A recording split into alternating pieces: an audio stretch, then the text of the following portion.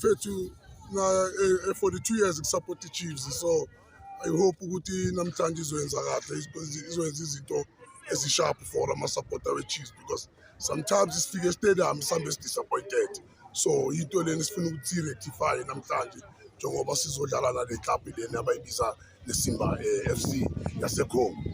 So yeah. Ucabanga ukuthi ubani maybe ku-Kaizer Chiefs ongaba highly influential in terms of ukushaya amagoli namhlanje?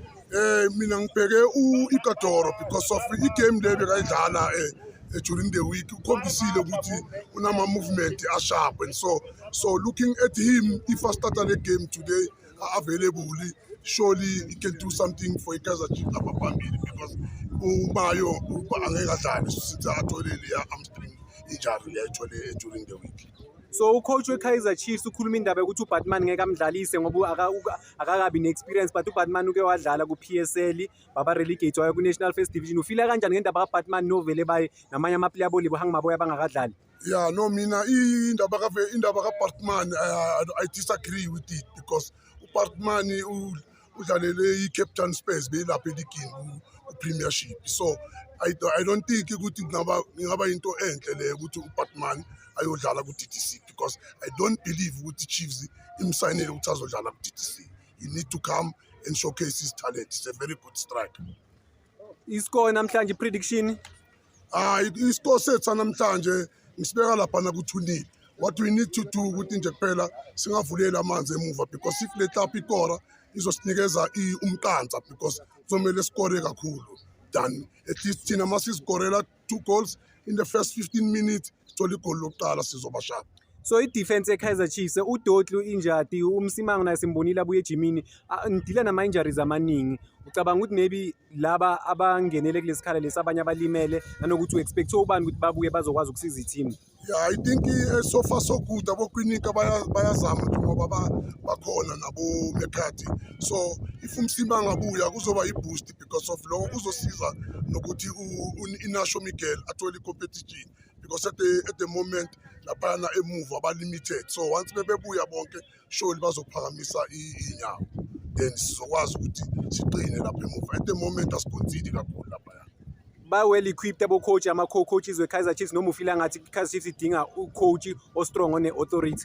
No, at the moment la madoda ayithuba ngawayekela aqhubeke ne-club, because of if i-Chiefs izofuna ukusayina i-coach ngokurasha izoyenza ama-mistake yabona. So it's better babayekele sibone ukuthi baphelelaphi, because so far abakadliwa basadrowile ama-draw ayi-5. So let's see how far they go.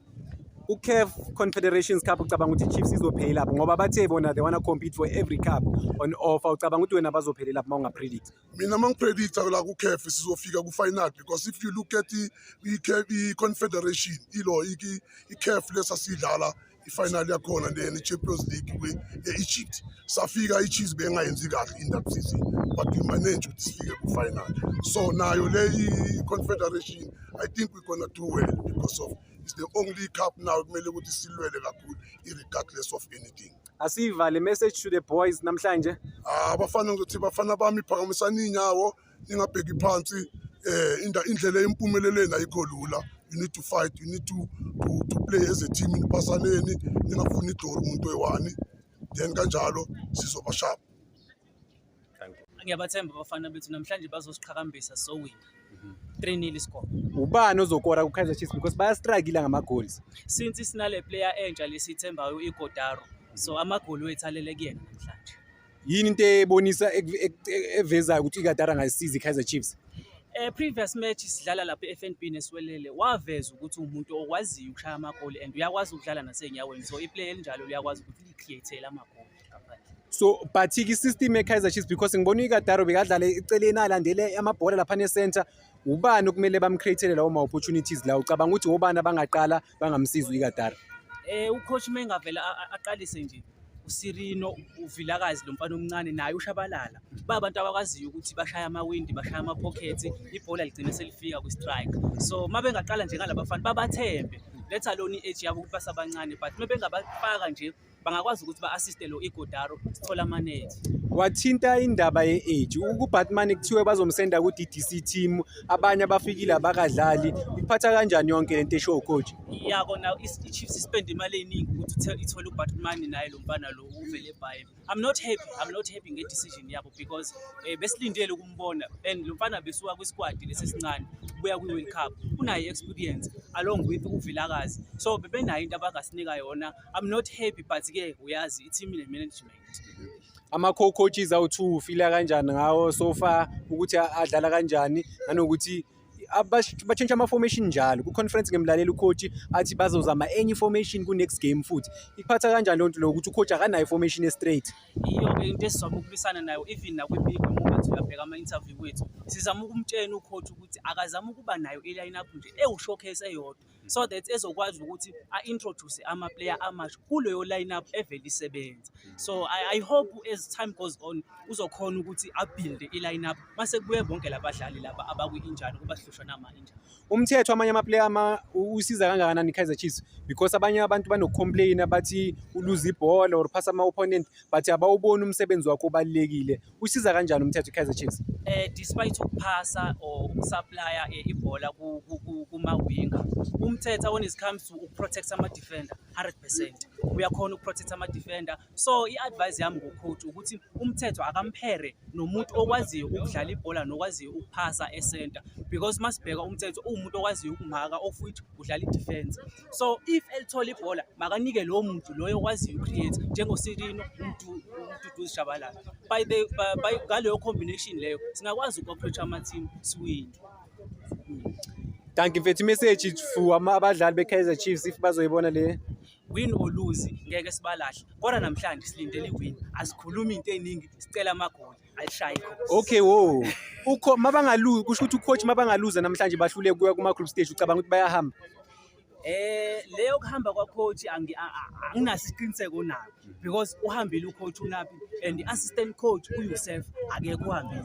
So okwamanje siyastruggle sidlala ama-game ngomuntu esingazi noma uyi-assistant coach ngokuphelele yini uyabona. So nje sekuzoba kuwona ama-player ukuthi ayakwazi ukuthi asifake ama-group stages. Thank you mfethu.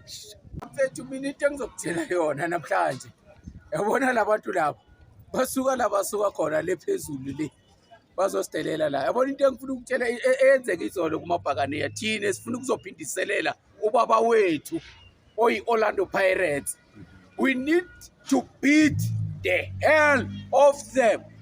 The Simba or the DRC, even their national team, they are nothing to us. Thina singamakhosi sithi namhlanje bazophuza utshwala bangaphuzanga sizowina namhlanje. Isikole enginikeza sona mina mfethu 2 nje ayikho enye into 2 nje amagoli esiwakho 2-0. Who will score for Kaizer Chiefs because they've been struggling to score?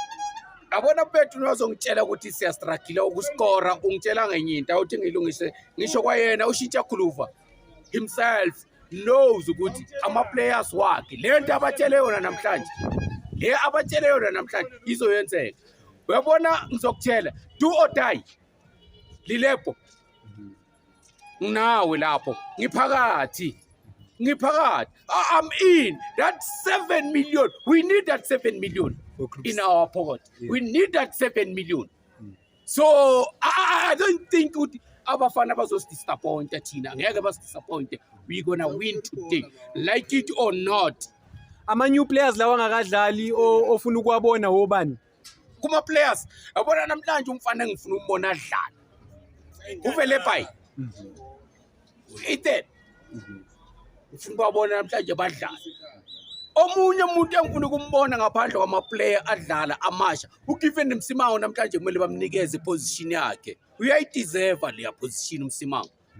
If I understand kahle buza ukuthi why sithi uMsimango uyayideserve. Why uthi uyayideserve?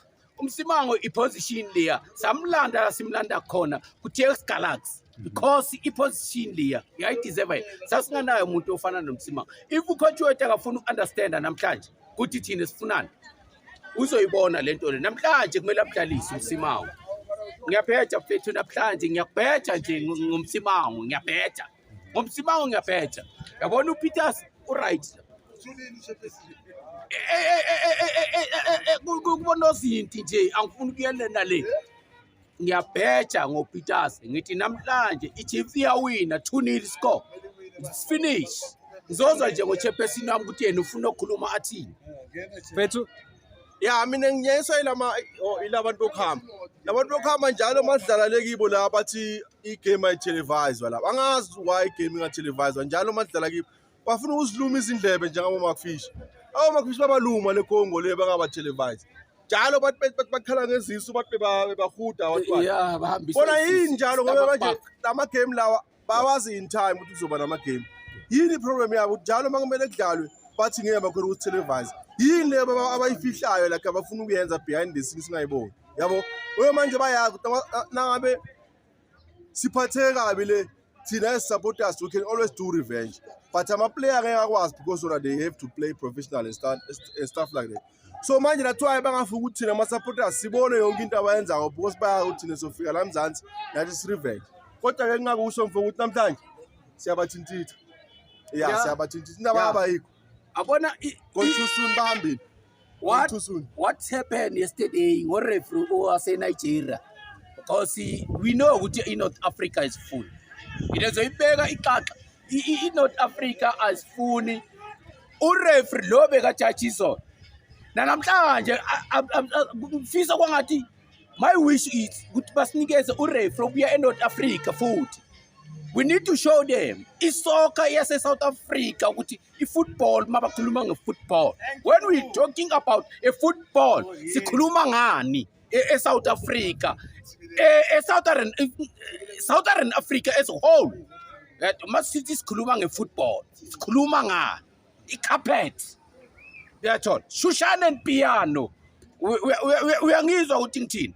Unfortunately lento le azange bayibone ngaleza kati zabo ma 80 bani 70s because we were banned ngesikhathi apartheid, but because now we are free, we are told as African, as South African bayasitelela abantu base Northern Africa thina sifuna ukubonisa ke as iKaizer Chiefs ukuthi sabo bani thina ezikashintsha kuluva.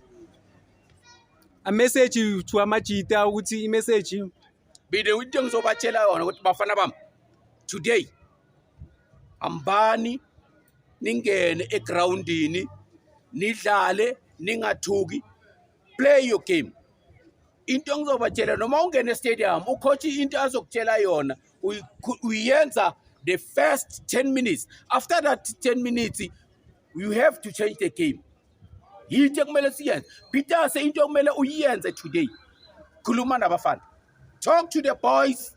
They will listen you. You are the captain.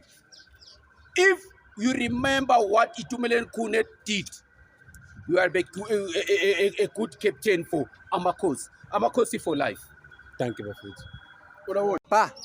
So I predict that we'll win, because I see that management ingazama lapho nalapho. And then right now I think that with our runs for PSL, we were trying. First few weeks we were top of the league, and then we went down the league. But so far, I think we can do this. Who's your favorite signing so far? Favorite signing? There's this new signing that we had from Mayo Cape Town. Igataro. Yeah. Velebai, Batman. Velebai. Yeah. We had Velebai. I liked how he looked, and I'm thinking he can bring us up. Yeah. I'm thinking he can bring us up. So you have like double coaches, co-coaches. How do you feel about Coach Nabi? He was fired a few days back, weeks back. He was released. I don't know why he was released. I feel like there's conflict in the team, but I hope they resolve it soon and we have one person calling the shots, because if we have two people calling the shots, there'll be conflict. Because one person will say one thing, another person will say one thing. You don't know who's saying what. And then that's why we'll keep on losing. Message to the boys. Message to the boys. Bring us up, Giants. Bring us up. Because right now, Pirates is out. Let's go up. Let's go up. Let me start with my name. I'm Kerona Sello from Begersford and from Duwats branch. That is my colleagues from my branch. And I can say the predictions 2-0 favor Kaizer Chiefs. 2-0. Who will score? Lilepo. Ilepo. Yeah, one Lilepo, and then Igodaro, the second one. How do you feel about the new signings, the guys who haven't played a single game so far? Not quite happy, but I know there is a time that they will come and play their parts. Yeah. As Mthethwa is heavily criticized for losing the ball, but I think he's doing well in terms of like recovering the ball. What's your take on Mthethwa and how you see him contributing for Kaizer Chiefs? Mthethwa is how he played, the way he play now. Is how we play. We cannot change him. Mthethwa at the middle, we just need him for power that he has. Yeah, there is nothing that we want dribbling in. What we don't want from Mthethwa. There is distribution and passes. Kaizer Chiefs ucabanga ukuthi izodlala izifike ku-CAF Confederations Cup. They said they want to go all out, but according to you, how do you see Kaizer Chiefs competing on the continental level? That one I will comment after this game. Okay, that's where I will tell them straight where we go. Message to the boys as we're closing this clip. I want to say to boys, don't just listen to everyone who criticize you. Concentrate on your work. Enjoy the game. Thank you, Bafethu. Thanks. Hayi game yangamhlanje ngifisa labafana inhlanhla. Ngifisa ukuthi ucoach angafaka ischeme lesi esisimisele and aba-advise amajita ukuthi bangagive up just umoya wabo phezulu. Thina as fans sohlala sibasupporta kukubi kukuhle sohlala sinabo. So ngifisa ukuthi amajita nje angadlala nje basimisele igame yangamhlanje. Iscore ngaba yi 3-1. So ubani strike osithembayo kulama player amasha, ubani strike osithembayo rama player o anticipate ukuthi uwabone edlala? No, uyabona mina striker lesi ngifuna ukuthi njalo sidlala. Ngifuna uDa Silva adlale. But uDa Silva for thina as fans sifisa ngathi nje singamfaki under pressure. Just simyeke ukuthi a fit into the team. Kwamanje akakabi fit to the team. But kwamanje ngifisa ukuthi uSilva bangamfaka. uSilva vele ya uye ngibona ngathi angaba right for igame namhlanje. Ama-injuries Kaizer Chiefs idila nama-injuries amaningi akuphatha kanjani nanokuthi adisturb team kangakanani? No, tina as fans yithi siqale safaka i-pressure onto the technical team and the management as well. Ngoku-pressurize ukuthi sifuna lo, you understand? So bona sibanike bona i-management ne-technical team i-chance ukuthi bona bafaka ama-player right. For mina, just ukuthi for mina ama-injuries yangiphatha kabuhlungu because of nesijabulile ukuthi at least i-team izohlangana, i-team izoba right. So overall midfielder, because midfielder Kaizer Chiefs asazi ukuthi kuzoqala bani isikhathi esiningi squad abakabi naso, but ucabanga ukuthi kuma midfielder kumele kuqale bani?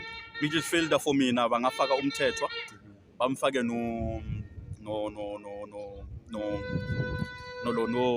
Nondosi, bangaba right.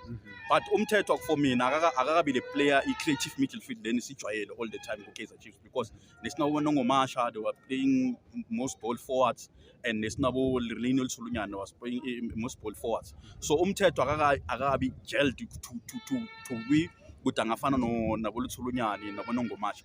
But for mina ngifisa ukuthi yena ngaba right, understand ukuthi i-role mele idlale into the midfield. I understand then uzoba right isikhathi so. New captain ye-Kaizer Chiefs Peterson, ufila kanjani? Sebanabo captain abayi-3 manje ngesizini eyodwa. Ucabanga ukuthi captain right uPeterson? For me, no, Peterson is on form. Yeah. Currently, Peterson is on form. I think una 7 clean sheet or 6 clean sheet. Yeah. So for me, now Peterson is the right choice for your coach and the technical team as well. But yeah. Amajita message for Amajita. I-message amajita ngicela amajita angapheniki awafike groundini, ngicela relax angabi nervous, they must concentrate egamini, opportunity ayifikile bayisebenzise. Thank you. Okay, ngiyabonga.